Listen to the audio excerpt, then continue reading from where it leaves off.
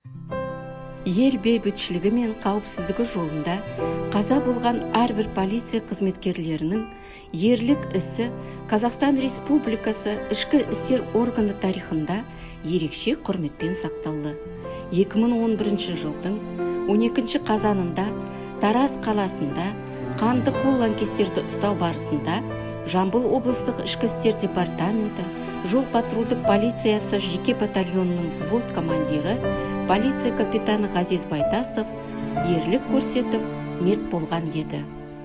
Ел үшін қаза болған азаматқа халық қаһарманы атағы берілді. Еліміздің әр өлкесінде қайталаған ерлік әрекеттер Ғазиз Байтасовтың жолын жалғастырған отанымыздың шынайы қорғаушылары бар екенін дәлелдеді.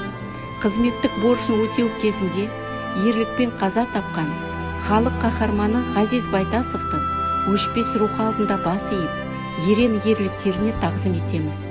Байтасовтың антқа адалдығы, ерлік ісі бүгінгі жас ұрпақ үшін отансүйгіштіктің айқын үлгісі болып қалады.